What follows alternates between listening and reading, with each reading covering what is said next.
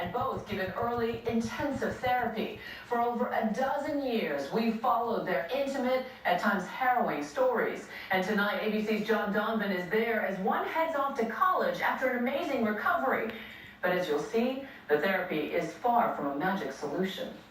The other day, a teenager named Jake Excorn completed a rite of passage. I feel good. I'm really excited. Leaving home for college. And why is this remarkable? Because it's what you don't know about Jake's early childhood, what he wrote about himself in his essay to get into college. This is my college essay. Between the ages of 2 and 4, I had autism. Hi, buddy. That's right, autism. What Jake had when I first met him 15 years ago, and introduced his story then like this. This little boy is named Jake. He's being asked to do what for most kids comes naturally, making eye contact. He could not talk, he could not follow an instruction.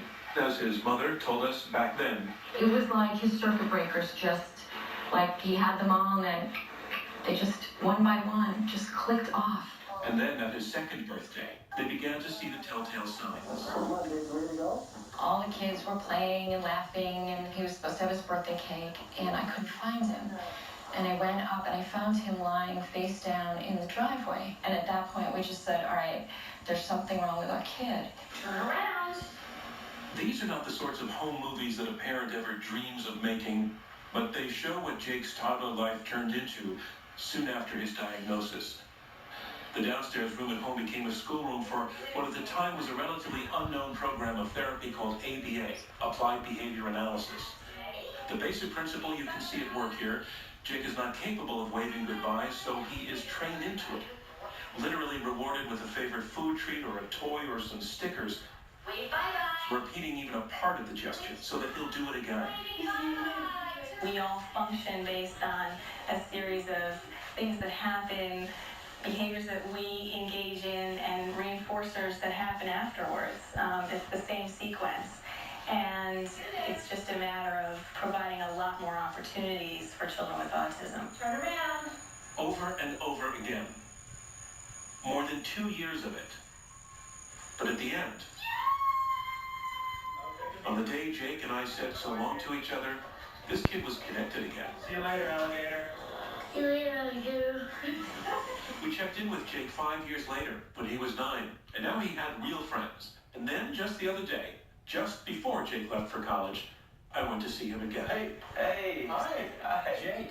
I don't know. You recognize me? You actually remember me? Honestly, no. But I know who you are. It's been so long that Jake hardly remembers having autism. Well, my memories are pretty limited. I remember there would be story time. Excellent. I would be read this story, and then I would have to tell them what the story was about. And they haven't let go of a certain reminder of how far he's come. This is the chair where Jake was reborn. Even with Hours and hours and hours and hours in this chair, learning how to learn.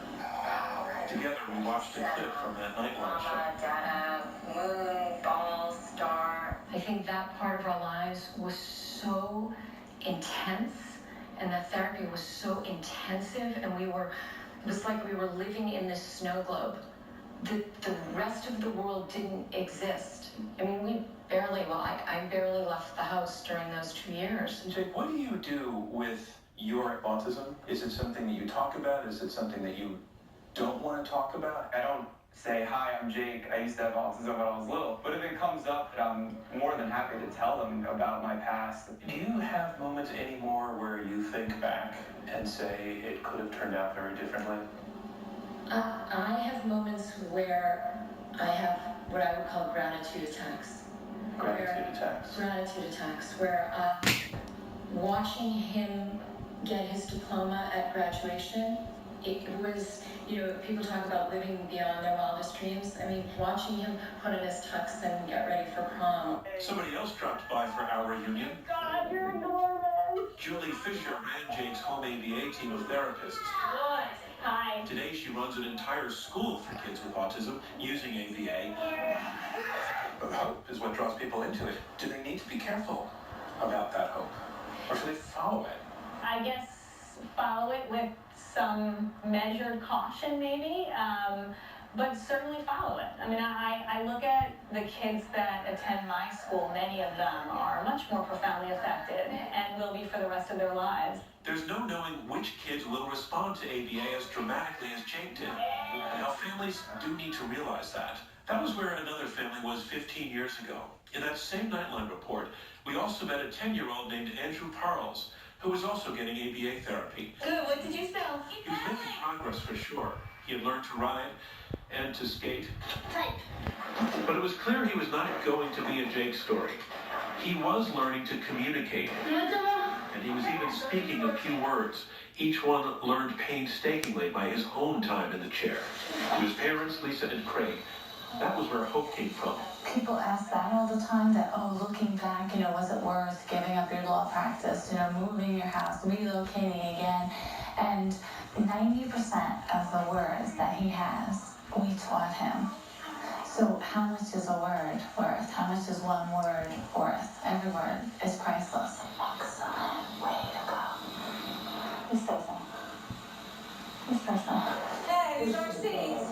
We kept up with Andrew also, watching him go to a basketball game with his family in 2006 when he was 15. Good night, Air. The other day, we visited Andrew Parles, the man. A little bit away. A 25-year-old living with a kind of autism that rarely gets seen on television because it's so debilitating. Any pictures you first? His parents tell the story. When Andrew was 19, after years of progress, things started going wrong. Because now Andrew no longer speaks. His parents are his voice. The pain of the regression for me was worse than the pain of diagnosis. Because at diagnosis, there were plans, there was evidence that people move forward, and I'm not, maybe for a brief period I said, oh, he'll be a lucky one that recovers, but even when we knew it wasn't that, it was still always moving forward. Today, Andrew lives in southern New Jersey in a specialized caregiving setting called Bancroft, where some 45 other adults have rooms, and the staff helps them cope with the details of daily living they cannot handle themselves. All the basic stuff from eating breakfast to wiping clean their own bottoms. It's so hard to admit that you can't do it, because you can't imagine that anyone will love your child the way you love them and do it the way that you do it. He's also kept occupied here with activities. And supported by a staff that works hard to read the signals he does send out, hey, and to understand who he is. Hi! Hey, buddy. Wanna in the car? How are you? His parents feel certain that he understands them. Yes. There are times when Andrew is obviously relaxed and tranquil, but there are also stretches where he strikes himself out of frustration, his mom says, at not being able to communicate. That's why his ears are damaged, and why he had to be hospitalized 3 times in the past year to rescue his vision after he detached his own retinas. But now he's back on his feet. Some days he wakes up and he is as still as a lake and quiet and happy and can even get a couple more words out, and we look at each other on those days and we say, where can we go? Where can we take him? Let's go to the restaurant with the tablecloth tonight, and we did. And so our 2 autism stories turned out to be quite different. And there are just not that many Jakes who get to forget. Do you remember how we said goodbye 15 years ago? What did that do? But you could rhyme it. See you later, alligator. See you later, alligator. You remember it after all. Take care. Bye-bye. Here, John. For Nightline, I'm John Donovan in New York.